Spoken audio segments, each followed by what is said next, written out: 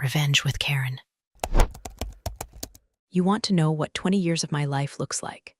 It looks like a spaghetti bowl of copper wire, 3,000 gallons of dielectric oil, and a constant, low-frequency hum that vibrates in your molars even when you're sleeping. I'm Janet. I don't have a fancy title that fits on a LinkedIn bio without looking like a scramble of acronyms, but for 2 decades, been the industrial power systems engineer for a Midwestern metals plant that chews up electricity like a starving dog eats ribeyes. I'm the reason the lights don't flicker when the arc furnaces kick on. I'm the reason the main transformer didn't turn into a jagged crater during the ice storm of 18. I'm the quiet spine of this place. The guys on the floor, big, bearded dudes with welding scars and backs that click when they stand up, don't call maintenance when the hum changes pitch. They call me. They know that if Janet is walking slowly with a cup of black coffee, the world is turning.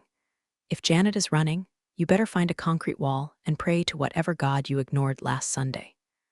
Speaking of ignoring things, if you're into stories about corporate idiots getting chemically castrated by their own hubris, do me a solid and hit that subscribe button and slap the like. It fuels my caffeine addiction and keeps the stories coming. Seriously, 95% of you are lurking in the shadows like a raccoon in a dumpster. Join the crew. Now, back to the impending disaster. The factory isn't just a building to me, it's a beast. A living, breathing, cranky beast that needs to be fed exactly 13.8 kilovolts, or it throws a tantrum that costs 6 figures a minute. I know its moods. I know that switchgear B gets sticky when the humidity drops below 40%, and I know that the backup generator has a 2-second lag that terrifies the accountants, but is perfectly safe if you manually feather the load distribution. Then there's Eric. Eric is the founder's son. He's 32, wears suits that cost more than my truck, and has a smile that looks like it was calibrated by a marketing team. He took over operations 6 months ago when his dad, old man, finally decided his heart couldn't take the stress and semi-retired to a golf course in Florida where the sand traps are probably imported. Eric doesn't know a volt from a vulture. He thinks efficiency is something you buy in a software package. He walks around the plant with a glossy notebook, frowning at things he doesn't understand, which is basically everything that isn't a vending machine. I saw the writing on the wall, and by wall, I mean the dirty, grease-stained drywall of the control room, about 2 months into his reign. He started bringing in consultants. You know the type, 20-something kids with MBA degrees who look at a blast furnace and ask if we can optimize the thermal output by turning it down. I watched them circle my department like sharks that had never actually seen blood, but read a book about it once. Janet, Eric said to me one morning, standing in the doorway of my control room, didn't come inside. Nobody likes coming inside my office. It's kept at a crisp 60 degrees to keep the servers happy, and it smells like ozone and burnt flux. It's not a space for cologne. We're reviewing the budget. Your department seems heavy. Heavy? I asked, not looking up from the SCADA monitors. The grid was fluctuating. The local utility was having a brownout. I was manually balancing our capacitor banks to keep the voltage sag from tripping the main breakers. It's like trying to land a 747 on an aircraft carrier while someone is throwing rocks at you. Expensive, he clarified. You have 3 assistants. You have an overtime budget that rivals the sales team. And frankly, looking at these charts, everything seems automated. Why are we paying for manual oversight on a system that runs itself? I finally turned my chair around. I took a slow sip of coffee that had been sitting there since 4 a.m. It was cold and tasted like battery acid. Perfect. Eric, I said, using his name without the mister, because I changed his diapers metaphorically when he was interning here at 18. The system runs itself the way a grenade flies itself. It works great until it lands. Those automated systems are 20 years old. Logic controllers are held together by patches I wrote in code that doesn't even exist anymore. You're paying for the fact that when the grid spikes, I know which breaker to sacrifice so the whole plant doesn't go dark. He smirked. That damn pearly white smirk. That sounds like job security jargon to me, Janet. We're modernizing. We need lean operations. Synergy. I hate the word synergy. It usually means someone is about to lose their health insurance. Cut my budget, you cut your safety net, I said flatly. The smelters. You know what happens if the smelters lose power for more than 15 minutes? We have backups, he waved a hand dismissively. The backups take 12 minutes to synchronize without manual override because the phase converters are drifting. That leaves you a 3-minute window. If you miss it, the metal in those pots turns into a 10-ton brick. You have to jackhammer it out. It takes months. It costs millions. Being dramatic, he sighed, checking his Rolex. Just justify your existence on paper, Janet. I need a report by Friday. I wrote the report. It was 40 pages of technical density that detailed every catastrophe I'd averted in the last fiscal quarter alone. I listed the thermal runaway I stopped in May, the harmonic distortion event in June that would have fried every computer in the admin building if I hadn't isolated the ground loop. I laid it out like an autopsy of a disaster that never happened. But I knew he wouldn't read it. Eric didn't read. He skimmed. He looked for bold numbers and bottom lines. And my bottom line was a salary that reflected 20 years of being the only person who knew where the bodies were buried, or rather, where the high-voltage cables were spliced. The atmosphere in the plant shifted over the next few weeks. My guys, the maintenance crew, the shift supervisors, they sensed it, stopped making eye contact. It's a specific kind of silence that falls over a factory when layoffs are looming. It's heavier than the machinery. Even the turbines seemed to whine a little louder, like they were nervous. I kept doing my job. I kept the beast fed. I smoothed out the spikes. I drank my coffee, but I also started cleaning out my hard drive. Not the company files, I'm a professional mostly, but my personal notes. The cheat sheets, little text files where I'd written down the idiosyncrasies of the system. Turbine 3 vibrates at 60 Hc, dampened to 58 Hc. Feeder 4 runs hot. Ignore the alarm until it hits 90 C. The main breaker handle needs to be jiggled to the left or it won't engage. Tiny, crucial details. The knowledge that lives in the fingertips, not the manual. I deleted them one by one. If I was heavy, I figured I should shed some weight. Yesterday morning, the summon came. A calendar invite titled Restructuring Discussion. No agenda attached. Just Eric, me, and the HR director, a woman named Linda who always looked like she was smelling something mildly unpleasant. I put on my best flannel shirt, clean, pressed, still smelled like fabric softener, and my cleanest pair of work boots. I walked through the factory floor on my way to the admin block. I touched the cold steel of a support pillar as I passed. A goodbye, Pat. The guys nodded at me. Morning, Janet. How's she running, Janet? She's running hot, boys, I said. Keep an eye on the gauges. They didn't know, but I knew. I could feel the electricity in the air, static and sharp. The storm wasn't outside this time. It was sitting in a glass-walled conference room, wearing a 3-piece suit and thinking he was a god because he knew how to read a spreadsheet. I walked into that office with the calm of a woman who has handled 480-volt arcs without flinching. I sat down. Eric didn't look up from his papers. Linda gave me a tight, pained smile. So I said, crossing my arms over my chest, let's talk about synergy. The air conditioner in the room hummed. It was a cheap, rattling sound. I knew exactly which fan belt was loose. I could have fixed it in 5 minutes with a screwdriver and a piece of rubber. As I looked at Eric, finally raising his eyes with that bored, arrogant glaze, I decided the noise was fitting. It was the sound of things falling apart, and I was about to be the one pulling the pin. The conference room wasn't empty. That was the first violation of the unwritten code. You fire someone like me, someone who has been part of the foundation since the concrete was wet. You do it in private. You do it with a handshake and a lie about going in a different direction. Don't do it in front of an audience. But Eric, in his infinite wisdom, had turned this into a spectator sport. Sitting around the long mahogany table were the department heads, sales, logistics, HR, and 3 of those fresh-faced efficiency consultants who looked like they were barely out of puberty. They were tapping away on tablets, probably calculating how much money they'd save on coffee filters if they fired the janitors. When I walked in, the typing stopped. Silence was thick, sticky, and smelled of cheap cologne and fear. Janet, have a seat, Eric said, gesturing to the chair at the far end of the table. He was at the head, naturally, flanked by a projector screen displaying a graph with a red line plummeting like a stone. The title of the slide was Legacy Costs and Operational Drag. I remained standing. I prefer to stand, Eric. My knees lock up if I sit in cheap chairs for too long. A nervous titter ran through the room. Linda from HR looked like she wanted to swallow her own tongue. Eric's smile tightened, the edges cracking just a bit. Suit yourself, he said, tapping a key on his laptop. The slide changed. It was a breakdown of my salary, my benefits, and the overtime costs of my team. It was projected there in 4K resolution for everyone to see. It was a gross violation of privacy, but Eric didn't care about privacy. He cared about dominance. As you can see, Eric began, addressing the room rather than me. The engineering oversight department is bleeding us. We're paying a premium for manual intervention in an age of automation. I've had the consultants run a full audit. Their conclusion: the current grid management can be handled by our existing SCADA software with a simple remote monitoring contract.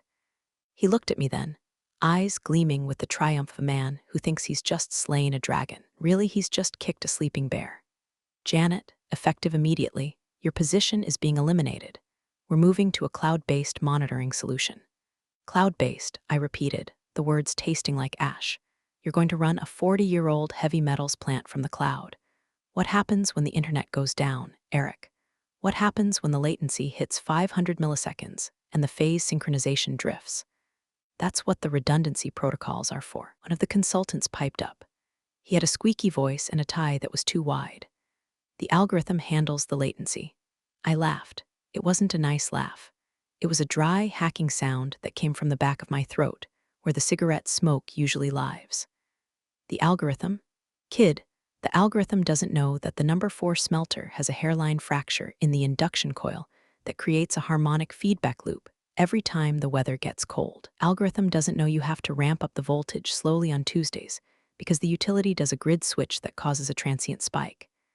That sounds like anecdotal evidence. Eric cut in, his voice sharp. We operate on data, Janet, not folklore. Folklore? I took a step toward the table. The logistics manager actually flinched. I've kept this place from burning to the ground 3 times in the last year. You call it folklore, I call it physics. Fire me, you lose the translator. The machinery doesn't speak English, Eric. It speaks voltage, and right now it's screaming. Enough, Eric slammed his hand on the table. It was a theatrical gesture practiced in a mirror. This isn't a debate, it's a notification. You're done. Your access acts are revoked as of now. He checked his watch. Security will escort you out. He threw a packet of papers across the polished wood. It slid and stopped inches from my hand. Standard severance. 2 weeks' pay for every year served, provided you sign the NDA and non-disparagement agreement. I looked at the packet. Then I looked at Eric. I didn't feel sad. I didn't feel the crushing weight of unemployment or the panic of a mortgage. I felt a sudden, icy clarity.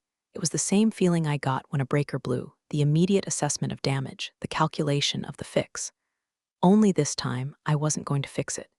You think I'm expensive? Asked, my voice dropping to a low, steady rumble. Eric, I'm the cheapest insurance policy you ever had. You're trading a firefighter for a smoke detector that's out of batteries. I said, get out. Eric snapped, his face flushing red. You're disrupting the meeting. Don't make me call the guards. I looked around the room. The sales manager was staring at his shoes. Linda was pretending to take notes on a blank pad. Nobody moved. Nobody spoke up. 20 years of keeping their lights on, keeping their paychecks clearing by ensuring the product flowed, and not one of them had the spine to say, hey, maybe don't fire the wizard who keeps the tower standing. Fine, I said. I reached into my pocket and pulled out my keycard. It was worn smooth, the edges cracked, the lanyard stained with grease. I tossed it onto the table. It landed with a plastic clack that sounded louder than a gunshot in the quiet room. I'll leave, I said. Let me give you one piece of free consulting, since you love consultants so much. I leaned in, placing my callus-hardened hands on the back of the empty chair. The smelters, I said softly. They run on a buffered power supply. The buffer is manually calibrated every 4 hours to account for the grid drift. I did the last calibration at 8:00 a.m. It's now 11:30. In exactly 30 minutes, the drift will exceed the safety threshold. Automated system will try to correct it, but it won't be able to because the sensors on pot line 3 are fouled with carbon dust. I was going to clean them after lunch. Eric rolled his eyes. We have maintenance crews, Janet. We're not helpless. The maintenance crews fix broken gears, I said. They don't touch the logic controllers because they're terrified of them. You have 30 minutes, Eric. If that drift isn't corrected, the safety interlocks will trip, power to the pots will cut. And in 10 minutes after that, well, I hope you like modern art because you're going to have 50 tons of solid aluminum statues. Get out. Eric pointed a shaking finger at the door. I straightened up. I adjusted my collar. I looked him dead in the eye. Good luck with the synergy, I said. I turned and walked out. I didn't look back. I could feel their eyes on my back burning. But as I hit the hallway, the cool industrial air hit my face, and I smiled. A real, genuine, terrifying smile. Because I knew something they didn't. I hadn't just left. I had left a ticking clock. And the only person who knew how to stop it was walking toward the parking lot, lighting a Marlboro Red, and getting ready to watch the world burn from a safe distance. The walk from the admin building to the parking lot usually takes 5 minutes. I took 10. I wanted to soak it in. The rhythm of the place, thrum, thrum, thrum of the stamping presses in Building C, the hiss of the steam release valves. It was a symphony I had conducted for 2 decades, and now I was dropping the baton and walking off stage. But I had one stop to make first. My truck was parked around the back, near the auxiliary control shed. It's a small, brick bunker that houses the manual overrides for the substation. Most people don't even know it's there. It looks like a glorified broom closet. Inside, it holds the physical breakers that connect the plant to the municipal grid. I still had my physical keys. I tossed the RFID badge, sure, but the brass key to the shed, that was on my personal ring, nestled between my house key and a bottle opener shaped like a wrench. Eric, in his rush to humiliate me, had forgotten that I held physical access to the heart of the beast. I unlocked the heavy steel door and stepped inside. It was cool and dark, lit only by the green and red LEDs of the breaker panel. The hum here was louder, a physical pressure against the eardrums. This was the raw feed. 138,000 volts stepped down to 13,800.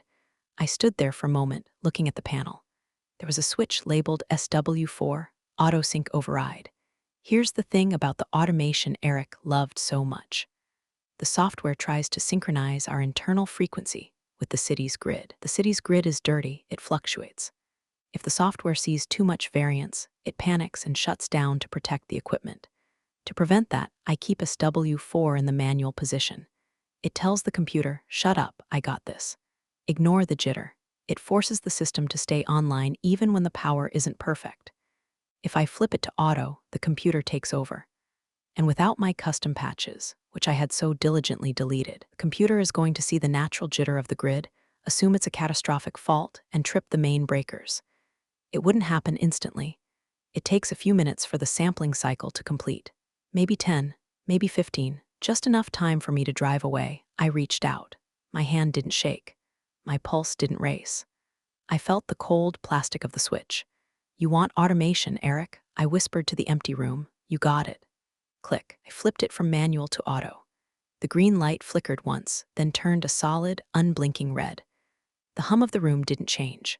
The lights didn't dim. To an untrained eye, nothing had happened. But I knew. I had just lobotomized the system. I had taken the steady hand off the wheel and engaged a cruise control that didn't know the road ended at a cliff. I stepped out, locked the door, and walked to my car, older than some of the interns, with a rusted wheel well and a bumper sticker that says I am the warranty. I tossed my gear bag in the passenger seat. As I climbed in, I saw Jerry, the head of security, doing his rounds in a golf cart. He waved at me. Jerry's a good guy. He brings donuts on Fridays. He has no idea his boss just fired the only person keeping him safe. Leaving early, Janet? He called out, slowing down. Yeah, Jerry, I shouted over the engine as I cranked it, taking a permanent vacation. Eric's orders. Jerry frowned, confused. Permanent? What about the? He trailed off, gesturing vaguely at the humming factory. Not my problem anymore, I said, putting the truck in gear. Hey, Jerry, do me a favor. Yeah, don't ride the elevator in the casting tower for the next hour. Just take the stairs. Why? Trust me. I peeled out of the lot. I didn't speed. I drove the speed limit, obeying every traffic law. Wanted to be miles away when the alarm started. I checked the dashboard clock. 11:42 a.m. The sampling cycle was 5 minutes. The error validation was 3 minutes. The trip sequence was 2 minutes. 11:52 a.m. That was the time of death. I reached for the pack of Marlboros on the dash, shook one out, and lit it with the truck's lighter. I took a drag deep enough to scorch my lungs. It tasted like freedom and ash. My phone buzzed in the cup holder. Glanced at it. A text from Sarah, my assistant or former assistant. Janet, where are you? The voltage monitors are acting weird. The frequency is oscillating. Should I call you? I didn't reply. I picked up the phone and held it for a second. Then I powered it off. I turned onto the highway. The factory was a gray smudge in the rearview mirror now, billowing white steam into the blue sky. It looked peaceful. Industrious. "You have 10 minutes," I said to the reflection in the mirror. "Better start heating up the crowbar, Eric. You're going to need it to pry your career out of the concrete." The radio was playing some classic rock station. Free Fallin' by Tom Petty. I cranked the volume. I wasn't falling. I was soaring. The factory, however, that was a different story. I didn't go home. Home is quiet. Home is where I think too much. Instead, I pulled into O'Malley's, a dive bar about 5 miles up the road that smells like stale beer and regrets. It was noon on a Tuesday, so the clientele consisted of me, a guy who looked like he'd been sleeping in his car since the Reagan administration, and the bartender, a woman named Barb who had a beehive hairdo that defied gravity and physics. "Afternoon," Janet, Barb said, wiping a rag across a spot on the bar that would never be clean. "Bit early for the heavy stuff, ain't it?" "I'm celebrating, Barb," I said, sliding onto a stool. "Give me a Boilermaker, cheap whiskey, and keep 'em coming." "Celebrate what?" "Retirement," I said, involuntary but effective immediately. Barb raised a painted eyebrow but poured the shot. I downed it. The burn was grounding. I placed my phone on the bar, screen down, but even face down I could hear it. BZZZT, BZZZT, BZZZT. It was vibrating against the sticky wood like an angry hornet. I knew exactly what was happening. I didn't need a crystal ball. I needed a stopwatch. 11:55 a.m. Right now, inside the plant, the lights in the main hall would be flickering. Not a strobe, but a subtle dimming, like the building was gasping for air. The heavy motors, the crushers, the conveyors would be changing pitch. The smooth, deep hum would be turning into a jagged, grinding whine as the frequency slipped from a perfect 60 Hz to a jagged 58.5 Hz. On the factory floor, the guys, Mikey, Big Dave, Saul, would be looking up. They'd feel it in their boots. The floor vibration changes when the phase balance is off. Mikey would be yelling at the new kid to check the breakers. 11:58 a.m. In the control room, the alarms would start. First, the yellow warnings. Voltage sag detected. Harmonic distortion high. Sarah would be clicking frantically, trying to find the override command. But the override command was in my head, and I was drinking bourbon. Be looking for the cheat sheet text file on the desktop. File not found. "Where's Janet?" Someone would scream. Maybe Saul. He never trusted the computers. And Eric would be in his office or maybe still in the conference room explaining to the board how much money he just saved them. He wouldn't hear the hum. The admin building is insulated. He wouldn't know until the lights went out. 12 o'clock p.m. High noon.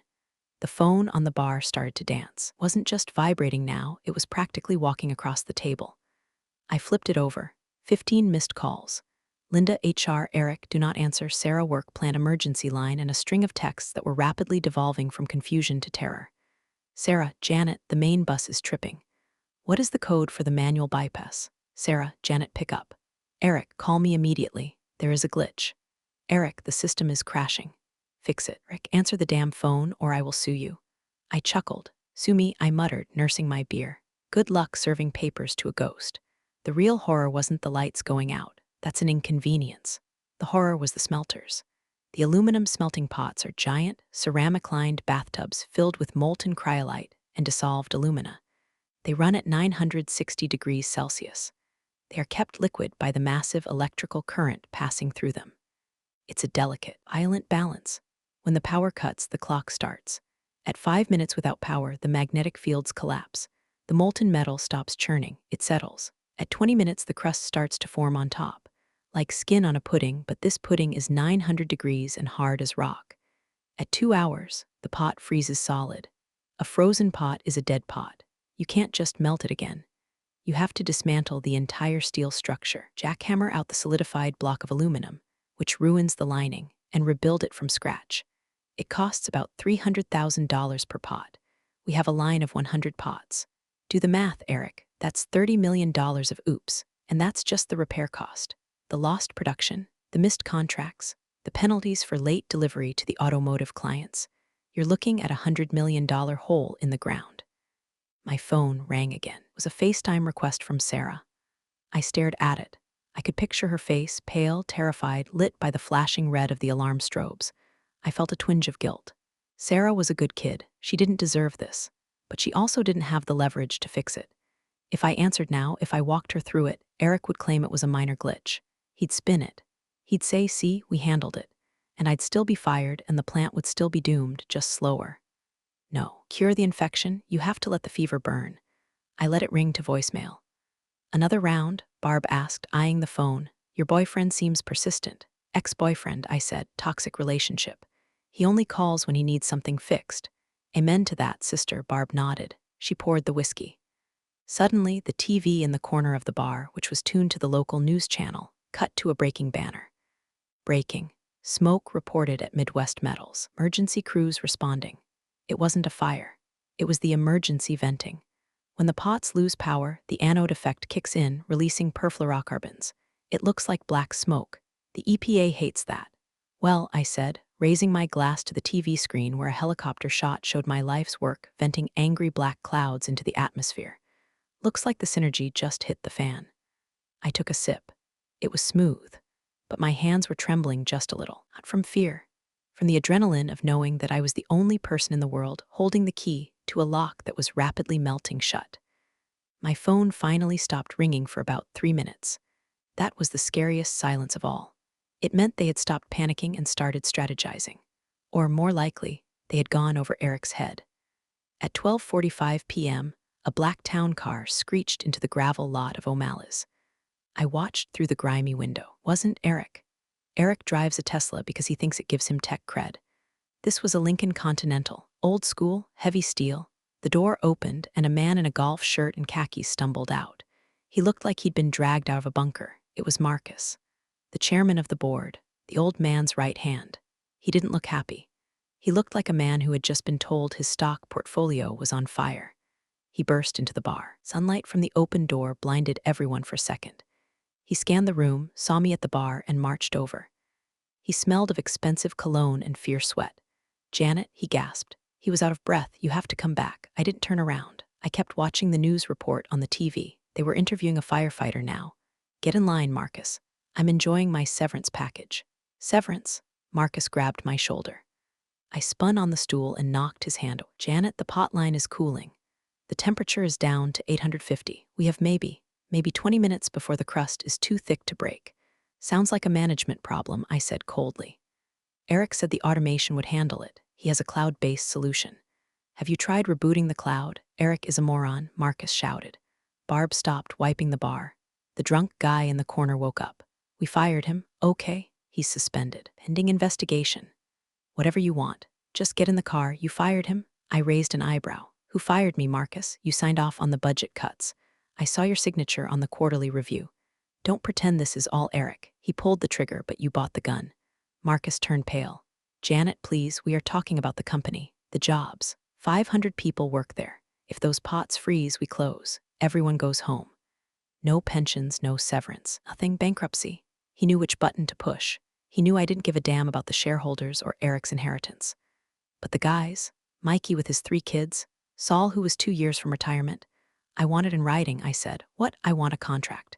Independent consultant, triple my old hourly rate, a 5-year guarantee, and full operational autonomy. No more suits in my control room. No more efficiency experts. I run the grid. Period. Done. Marcus said immediately. I'll write it on a napkin if I have to. Not a napkin, electronic signature. Sent to my personal email, right now. He fumbled for his phone, his fingers shaking so bad he almost dropped it. He dialed the legal department. Draft it, send it. Now, I don't care about the template, just do it. I finished my drink while he screamed at the lawyers. It's sent, he said 2 minutes later. Check your email. I pulled out my phone, turned it on. The screen flooded with notifications, but I ignored them and went to Gmail. There it was, consulting agreement emergency draft. I scanned it. It was sloppy, but the terms were there. $250 an hour, full authority. One more thing, I said, standing up. What? Anything. I want Eric to be the one who meets me at the gate. I want him to escort me to the control room, and I want him to apologize, loudly. Marcus looked pained. Janet, we just removed him from command. Then put him back in for 5 minutes. Those are my terms. Marcus gritted his teeth. Fine, get in the car. The ride back was fast. Marcus drove like a maniac. We blew through 2 red lights. When we pulled up to the main gate, it was chaos. Fire trucks, ambulances, precautionary for heat stroke, and a crowd of confused workers standing in the parking lot. And there he was. Eric looked like he had aged 10 years in 2 hours. His tie was undone, his hair was a mess, and he was holding a hard hat like a shield. I got out of the Lincoln. I walked up to the gate. I didn't open it. I waited. Marcus nudged Eric, do it. Eric looked at me. His eyes were full of hate, but his fear was stronger. He walked to the keypad, punched in the code, and the gate slid open. I'm sorry, Janet, he mumbled. Can't hear you over the sound of $30 million melting, I said, cupping my ear. I'm sorry, he screamed, his voice cracking. I was wrong, you were right, please fix it. I looked at the workers gathered behind the fence. They were watching. Saul gave me a subtle nod. All right, I said, tossing my bag over my shoulder. Let's go save your inheritance, you little shit. I walked past him. I didn't need to run. I knew exactly how much time I had. Physics doesn't change just because people are panicking. I had 12 minutes before the cryolite hardened past the point of return. It was tight, but I've done more with less. The plant was a tomb. That's the first thing you notice when a factory dies. The noise, that comforting, bone-shaking roar, was gone.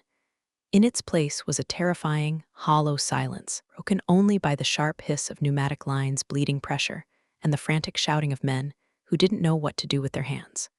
The heat was rising.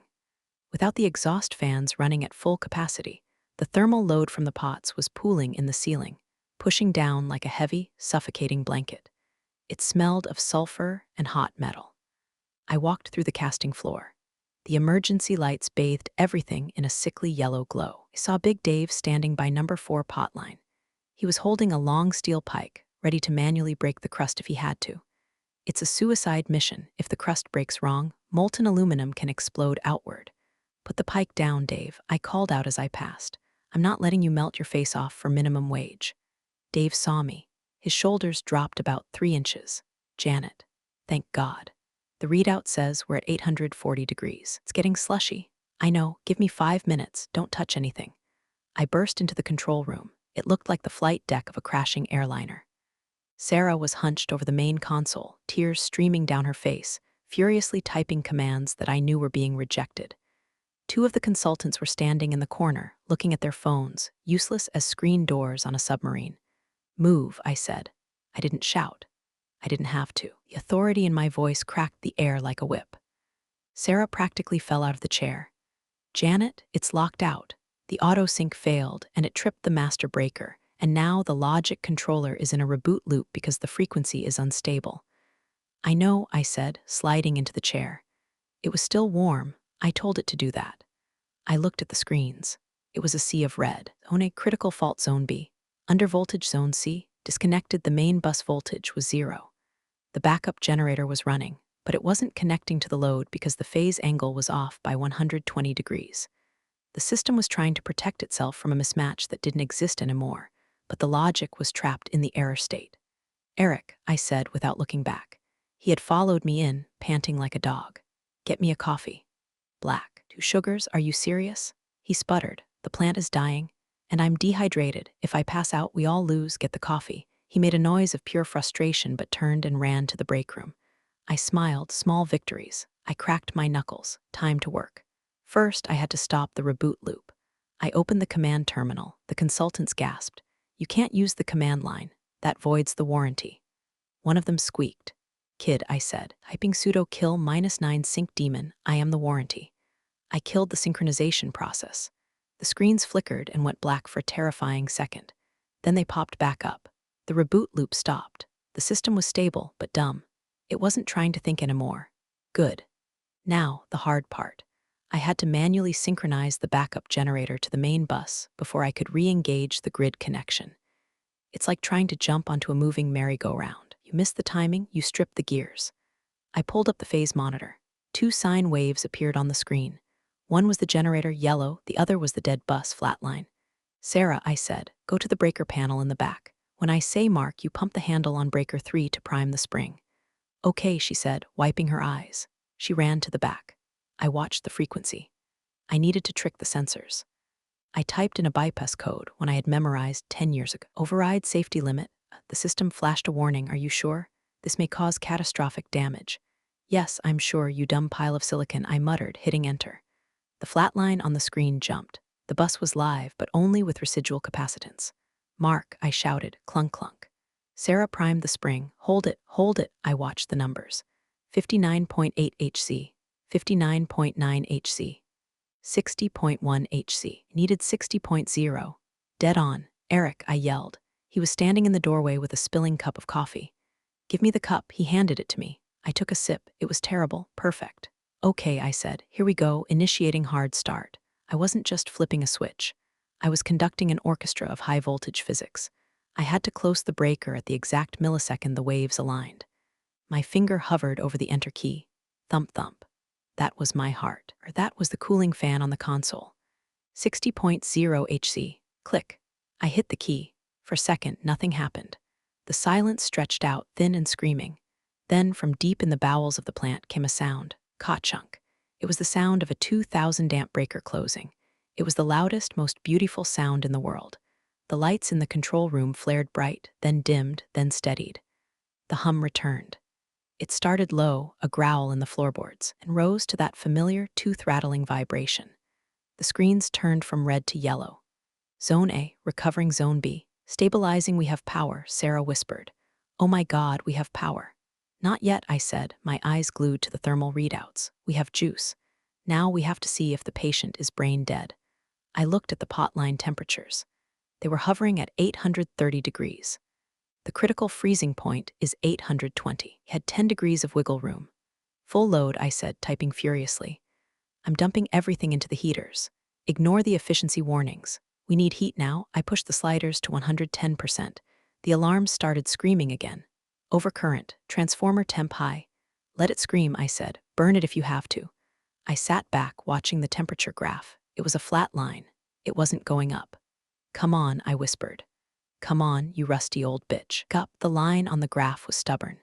830 degrees. 829. 830 again. It was teasing us. The electricity was flowing, dumping massive amounts of energy into the pots, but the thermal mass of the aluminum is so huge that it takes time to reverse the cooling. It's like trying to boil a swimming pool with a hairdryer. Why isn't it going up? Eric demanded, looking over my shoulder. He was sweating so much his expensive shirt was translucent. Thermodynamics, Eric, I said without turning. You can't bribe heat. It moves when it wants to. Marcus, the chairman, stepped up. He looked sick. Janet, is it going to hold? Maybe, I said, if the lining didn't crack when it cooled. If it cracked, the molten aluminum will leak out, hit the concrete floor, and explode. We'll know in about 3 minutes. The room went silent again. This was the leverage point. I spun my chair around to face them. While we wait to see if we all blow up, I said, crossing my legs, let's talk about the future.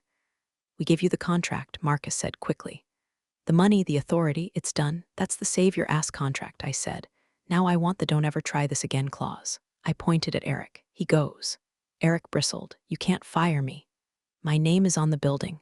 Your daddy's name is on the building, I corrected. Her name is on the termination paperwork for the only engineer who knows how this place works. You're a liability, Eric. You're an operational risk. The insurance premiums alone for keeping you around would bankrupt the company. I looked at Marcus. I want him off the operations floor. Permanently.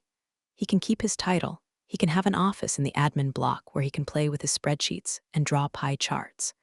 But he doesn't touch the grid, doesn't touch personnel, and he absolutely does not talk to me. Marcus looked at Eric. Then he looked at the screen where the temperature was still flatlining. Done, Marcus said. Dad told me Eric started. Dad isn't here. Marcus snapped, losing his composure. And if this plant solidifies, Dad will have a heart attack. You're out, Eric. You're VP of Special Projects. Now shut up. I smiled. It was a mean smile, and one more thing. What? Marcus asked, weary. Consultants. The Synergy boys. I gestured to the corner where the 3 kids were huddling. They're gone, today, and their fee comes out of the marketing budget, not engineering.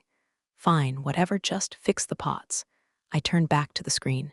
831 degrees. It's moving, Sarah gasped. It went up a degree. 832, 835. The curve started to bend upward. The current was biting. The heat was soaking back into the metal. Beast was waking up. My phone pinged. It was a text from Saul on the floor. Crust is breaking. We got flow, no leaks. You did it, boss. I let out a breath I didn't know I was holding. My hands, which had been rock steady, suddenly felt heavy. We're good, I said quietly. Pot line is stable. We're climbing back to operating temp. The room erupted. The consultants high-fived. Idiots. Marcus slumped against the wall, wiping his face with a handkerchief. Sarah hugged me from behind, burying her face in my shoulder. You're a wizard, Janet, she sobbed. I'm not a wizard, Sarah, I said, peeling her off gently. I'm just a mechanic who reads the manual. I stood up. My knees popped. I felt every minute of those 20 years. Eric, I said. He looked at me defeated, small, stripped of his unearned arrogance. My coffee is cold, I said. Get out of my control room. He opened his mouth to say something, looked at Marcus, glared at him, and then turned and walked out. I watched him go. It wasn't as satisfying as I thought it would be. It was just necessary, like taking out the trash. Marcus, I said, I'm going to finish the stabilization sequence. It'll take about 2 hours, then I'm going home. I expect that contract to be countersigned and in my inbox by morning. It will be, Marcus promised. Janet? Thank you. Don't thank me, I said, turning back to the glowing monitors. Just pay me. By 4:00 p.m., the plant was back to its normal, deafening self. The panic had evaporated, replaced by the steady, rhythmic thump-hiss-clank of production. The smell of ozone and fear had been scrubbed out by the ventilation fans, replaced by the familiar scents of grease, hot metal, and sweat.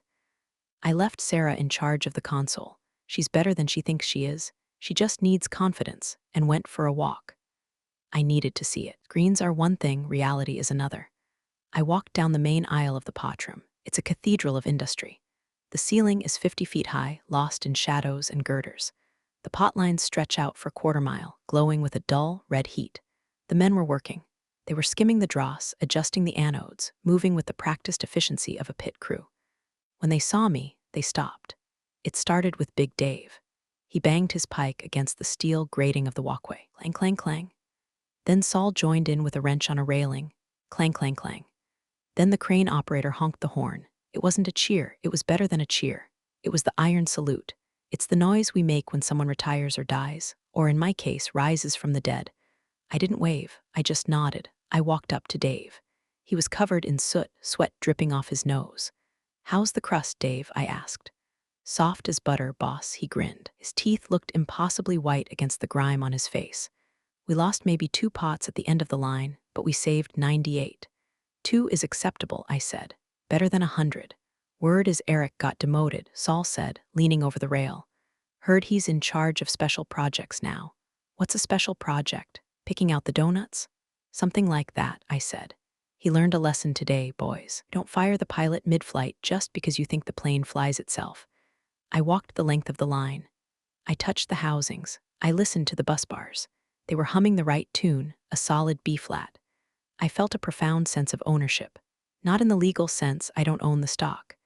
But I own the soul of this place. I know its ghosts. I know its scars. And today, I reminded everyone else who really holds the keys. I found the divorce Pinterest board equivalent in the break room. Someone had taped a picture of Danny DeVito over Eric's face on the safety poster. The caption read, "So anyway, I started blasting the budget." I laughed, a real laugh this time. The tension in my chest finally uncoiled. I went back to the auxiliary shed, the one where I had flipped the switch. I unlocked it. The red light on SW4 was still glowing. Autosync override. I reached out and flipped it back to manual. The light turned green. The system was safe again, not because of the automation, but because I was back to watch over it. You're welcome, I whispered to the machine. 2 weeks later, the dust has settled. Or rather, the dust has been reorganized into a more profitable pile. My new contract is framed on my wall. It sits right next to a calendar that features exclusively Danny DeVito memes, a gift from the maintenance crew, making 3 times my old salary. I come in at 9 a.m., I leave at 3 p.m., and nobody says a damn word about it. Eric is still here, technically. He has an office in the basement of the admin building. It used to be a storage closet for archives. They gave him a title, Director of Strategic Vision. It means he gets to stare at the wall and envision a strategy where he isn't a laughingstock. I heard he's trying to launch a podcast about resilient leadership. I subscribed just to downvote it. The efficiency consultants were fired the day after the blackout. Turns out, their cloud solution was just a white-labeled interface for a generic industrial controller that wasn't even rated for our voltage. Linda in HR got early retirement. The new HR director is a former union rep who actually knows the workers' names. I'm sitting in the control room right now. It's 2:30 p.m., the grid is stable. The hum is perfect. I'm sipping a coffee that Sarah brought me. She's been promoted to junior systems engineer. I'm teaching her the code. I'm teaching her where the bodies are buried, not so she can replace me, but so she can survive me. People ask if I feel bad about what I did, about the risk, about the 10 minutes where the plant almost died. They say, Janet, wasn't that dangerous? Wasn't that reckless? And I look at them, light a metaphorical cigarette because I can't smoke in here officially, and I say, danger is relative. Driving a car is dangerous if you close your eyes. I didn't close my eyes. I just turned off the headlights to show everyone how dark it gets without me. I open my drawer. Inside, next to my multimeter, is a bottle of sriracha. I don't use it for lunch. I keep it there as a reminder. Sometimes you have to add a little heat to make people realize what they're eating is bland bullshit. The plant is alive. The smelters are cooking. The money is printing. And me? I'm just the janitor. I just clean up the messes the smart people make. I put my feet up on the console. On the screen, the voltage line is flat, steady, unwavering. Just like me. Appreciate you sticking around, you wise old rebels. Smash that subscribe button, or this fossil might just cause another epic fiasco.